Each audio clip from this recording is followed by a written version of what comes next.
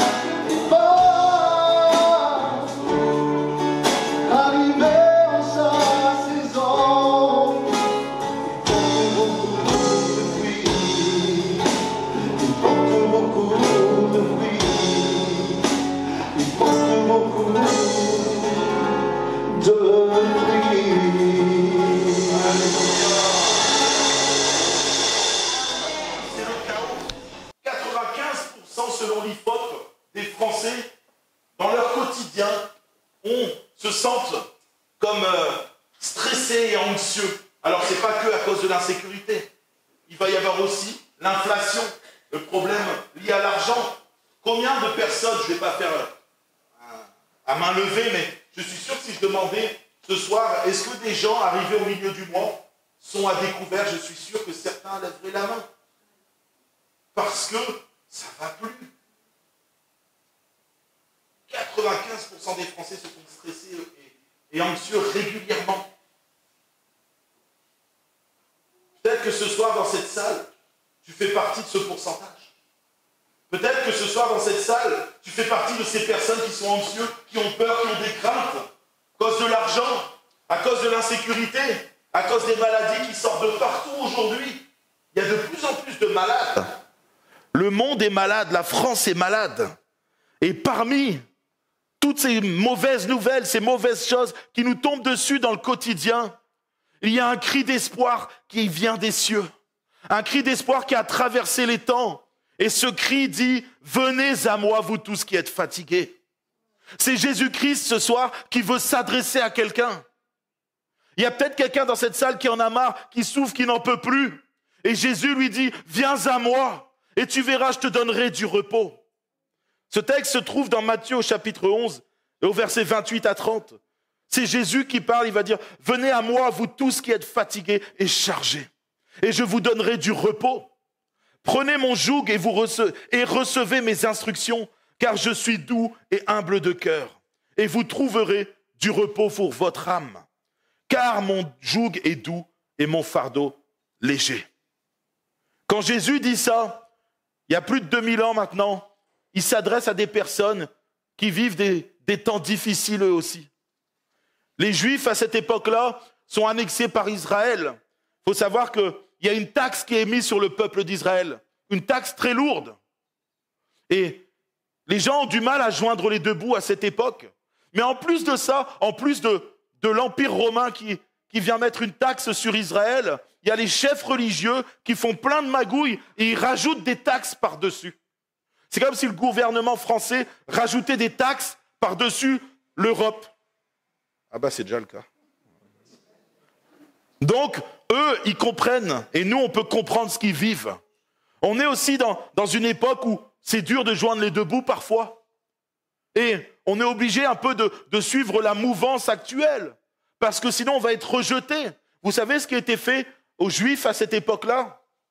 Quand ils refusaient de se plier à l'Empire romain, ils pouvaient aller jusqu'à être crucifiés. C'est quelque chose de banal, la crucifixion à cette époque. Ça veut dire que dès que tu ne marchais pas en conformité avec ce que l'Empire romain te disait, ils t'attrapaient, ils te mettaient sur une croix, ils te tuaient. Tu étais obligé de respecter les règles. Et à un moment d'ailleurs, en Israël, ils ont voulu s'affranchir des règles de l'Empire romain. Il y a eu une révolte. Rome a réagi en brûlant Jérusalem. Waouh! C'est pas fameux ça. Mais c'est l'époque dans laquelle ils vivaient. Et dans cette époque-là, Jésus arrive et il vient et il leur dit « Venez à moi, vous tous qui êtes fatigués. » Et j'ai envie de vous dire que même si notre époque est difficile ce soir, même si les temps sont durs, même si l'avenir paraît compromis, on voit tout ce qui se passe en France, mais si on ouvre les yeux un petit peu hors de la France, on se dit mais c'est le chaos partout sur Terre. Il n'y a plus d'espoir, nulle part. Et c'est dans cette période-là que Jésus veut te dire, viens à moi mon enfant. Si tu es fatigué, tu es épuisé, viens à moi, je vais te donner du repos. Quand Jésus utilise le mot fatigué, il veut dire travailler jusqu'à l'épuisement, être accablé, perdre courage. Peut-être que ce soir, quelqu'un a perdu courage. Peut-être que ce soir, tu n'en peux plus au point où tu te dis, mais ma vie est finie. Mais j'arrive même pas à m'imaginer un autre avenir pour moi. Je suis troublé par mes finances, troublé par ma santé, troublé par les agressions. Peut-être que tu as été victime dans ton enfance de certains abus. Et tout ce que tu entends aujourd'hui à la télé, ça te fait peur, ça fait ressortir des choses dans ton cœur. Jésus ce soir te dit, peu importe le poids qu'il y a sur tes épaules, je veux te donner du repos.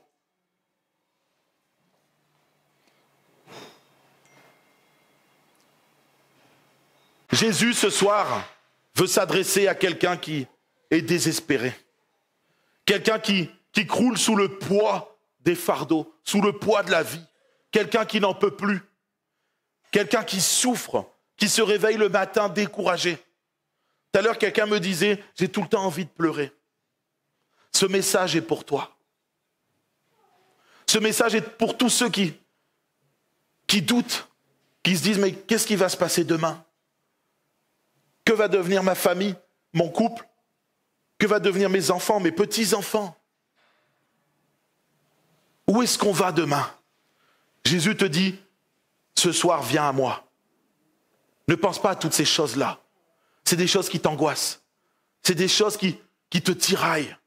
C'est des choses qui te tirent vers le bas. Viens à moi et je vais te donner du repos. Mais pas un repos physique. Jésus ne parle pas d'une sieste ou de quelques jours de vacances. Et Dieu sait qu'on attend les vacances. On arrive l'été là et on a tous envie de partir en vacances. Mais Jésus ne parle pas de vacances et de repos d'un week-end. Quand il dit « je vais vous donner du repos », le terme utilisé ici c'est anapaposis, qui veut dire une tranquillité, un rafraîchissement, mais qui dure, qui perdure. Le terme c'est « je vais recréer en toi des nouveaux sentiments ». Ça veut dire que si ce soir tu as comme de la dépression, comme de la tristesse, comme un manque de joie dans ton cœur, si tu viens à Jésus, il va recréer quelque chose de nouveau en toi. Il va enlever cette tristesse, ces fardeaux qui te pèsent, ces fardeaux qui te maintiennent au sol. Et tu vas te relever avec une joie, quelque chose de nouveau, quelque chose de différent. Il va balayer d'un revers de la main, par le souffle puissant du Saint-Esprit, toutes les choses qui t'accablent ce soir. Il va venir mettre un baume sur ton cœur, sur toutes les cicatrices. Et tout ce qui te fait souffrir au quotidien peut disparaître. Mais Jésus te dit ce soir, viens à moi mon enfant. Ne reste pas comme tu es. Ne reste pas dans tes souffrances, dans tes peines. Ça sert à rien. Tu luttes tout seul. Tu te dépasses en moi. Mais si tu viens à moi, je me battrai pour toi. Et Jésus ce soir appelle quelqu'un à venir à lui. Il appelle quelqu'un à déposer tous ses fardeaux au pied de la croix. Jésus a dit, je vous laisse ma paix, je vous donne ma paix. Je ne vous donne pas comme le monde vous donne. Que vos cœurs ne se troublent pas et ne soient pas effrayés. Quand tu viens à Jésus, il t'enlève ce poids qui t'écrase. Cette agitation intérieure qui te trouble dans ton quotidien. Et là, il vient mettre une paix surnaturelle, une paix que lui seul peut donner. Une paix divine. Et ce soir, Jésus veut déposer cette paix divine dans le cœur de quelqu'un. Ce soir, Jésus veut te dire, je vais te soigner, je vais te relever, je vais t'aider à traverser cette épreuve. Mais viens à moi. Peut-être que tu ne sais pas comment venir à Jésus. Peut-être que tu as essayé souvent. Et c'est vrai que j'ai entendu énormément de personnes me dire, mais moi j'ai prié et rien ne s'est passé, donc Dieu m'a abandonné, ou alors Dieu ne m'aime pas, ou alors Dieu n'existe pas. Il y a un texte dans Jérémie 29, je le dis souvent, mais je vais le redire ce soir, qui dit « Vous me chercherez et vous me trouverez si vous me cherchez de tout votre cœur. » Parfois, certains prennent Jésus pour un rouleau de sopalin. C'est vrai ou pas? Souvent, les gens prennent Dieu pour un rouleau de sopalin. Oh, dès qu'il y a un problème, si tu existes, viens éponger. Et puis, après, on te remet dans le placard. Jésus n'est pas un rouleau de sopalin, c'est pas le Père Noël. Il n'est pas là juste pour nettoyer les dégâts qu'il y a dans ta vie. Il est un Père. Il veut être ton Père. Il veut être ton Sauveur. Il veut être un guide fidèle. Et ce qu'il veut, c'est une relation vivante avec toi. Il ne veut pas juste que tu lui demandes de l'aide de temps en temps. Il ne veut pas juste que tu te serves de lui comme nous, on a l'habitude de faire dans ce monde. On est là et on se dit, bon, j'ai besoin d'un nouveau smartphone. Un téléphone, je ne parle pas anglais. Voilà. Et j'ai besoin d'un nouveau téléphone. Bon, je vais aller faire un petit crédit, je vais aller faire mes affaires, je vais troquer et ça va se faire rapidement. Jésus te demande de le rechercher de tout ton cœur. Ce qu'il désire, c'est de te révéler l'amour qu'il a pour toi. Il désire te révéler ses bontés. Il désire se révéler toutes les choses qu'il veut t'offrir. Il désire te relever, te guérir. Peut-être que tu as eu le cœur déchiré par la vie. On t'a abandonné, on t'a rejeté, on t'a traité comme un moins que rien. Peut-être tu as été abusé, je ne sais pas qu'est-ce qui s'est passé dans ta vie. Mais ce soir, le Seigneur veut te dire, viens créer une relation intime avec moi. Et je te guérirai de toutes les blessures qu'il y a dans ton cœur. Mais tu dois me chercher de tout ton cœur. Tu dois espérer découvrir qui je suis pleinement. Et quand tu m'auras montré à quel point tu m'aimes, à quel point tu me désires, parce que vous savez, quand on désire quelqu'un, on fait tout pour l'obtenir. Moi, je me rappelle quand j'ai rencontré Jennifer pour la première fois, j'ai ramé pour la voir. J'ai galéré, ma femme. J'ai couru derrière elle. Je faisais tout, je l'appelais tous les... Vous savez, moi, Dieu m'a vraiment transformé. Parce qu'avant, je ne supportais pas écouter les gens. Aujourd'hui, je suis pasteur, je suis obligé d'écouter les gens. Donc, comme quoi, Dieu a dû travailler dans... Mais vous savez, le jour où je rencontre Jennifer, on s'appelait le soir. Elle me parlait des heures au téléphone. Pour quelqu'un qui n'aime pas écouter. Mais bizarrement, je voulais tellement être avec elle. Parce que des sentiments étaient nés dans mon cœur. Mon désir, c'était d'être avec elle. Je l'aimais, je voulais lui montrer mon amour. Alors je pouvais l'entendre parler des heures. Et en plus, c'était, vous savez, on était des jeunes, on avait 18 ans. Salut, ça va, je t'aime. Ah, moi aussi, je t'aime. Ah, pardon. Et on durait 4 heures comme ça, à se dire n'importe quoi. Vous vous rendez compte de la folie? Bah, Dieu aimerait que tu le cherches de la même façon. Que tu le désires ardemment. C'est ça que Dieu désire. Et peut-être que ce soir, il y a quelqu'un qui ne sait pas chercher Dieu comme il le faut. Qui le cherche de temps en temps, juste quand ça va pas. Bon, là, ça va pas, Seigneur, révèle-toi. Oh, tu t'es pas révélé? Bon, ben non, tant pis, j'abandonne. Le Seigneur veut que tu le cherches de tout ton cœur. Que le matin, tu te lèves, tes désirs soient portés vers lui. Le soir, quand tu vas te coucher, tes dernières pensées sont pour lui. Moi, je sais que le matin, quand je me lève, je me suis imposé ça. Je parle à Jésus. Je lui parle.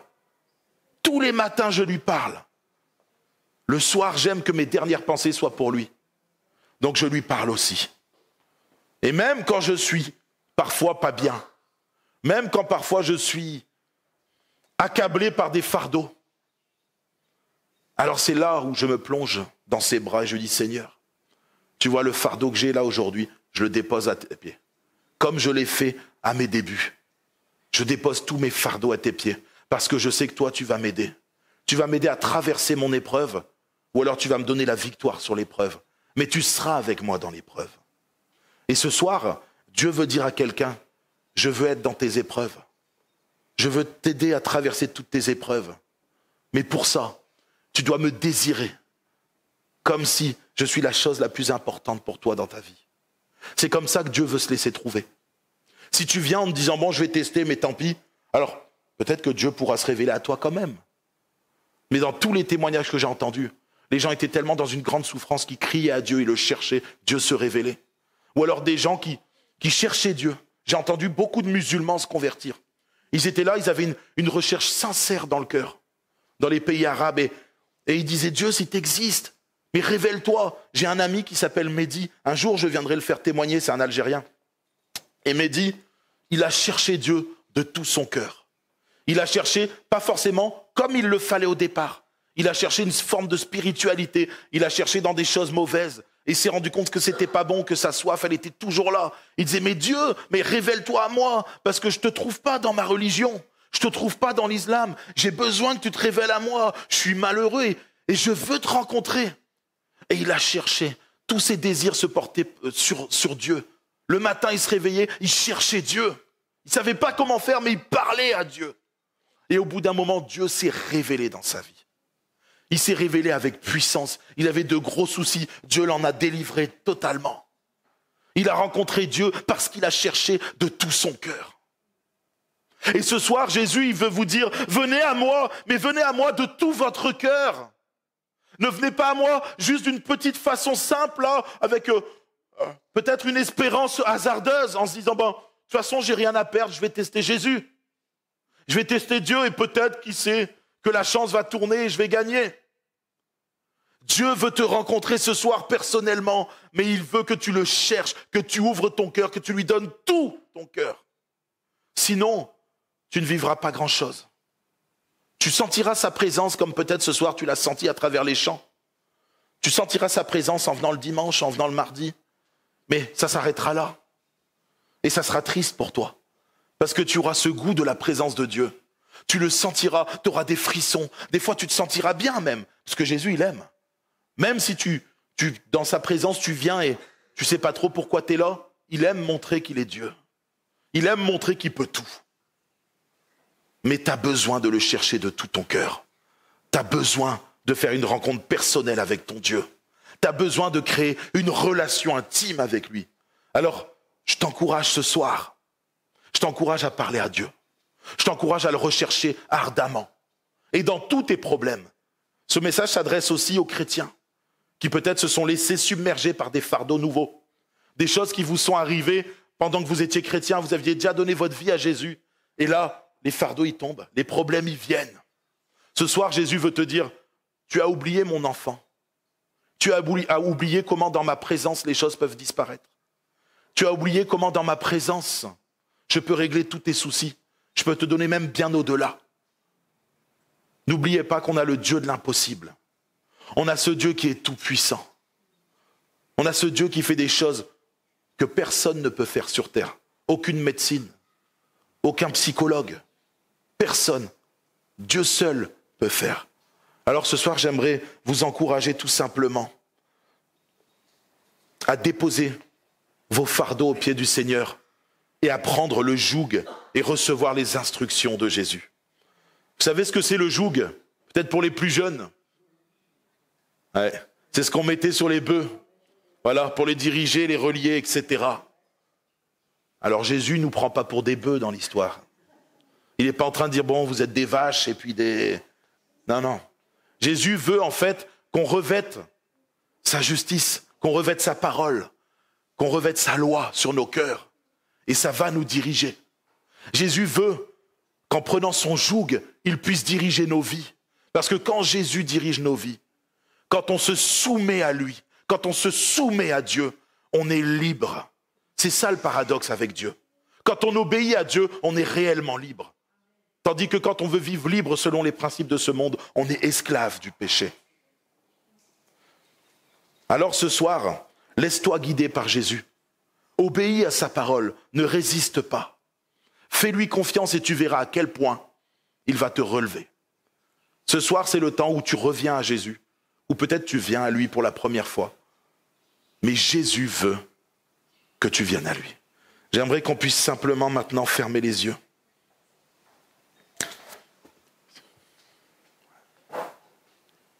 Alléluia. Ce soir,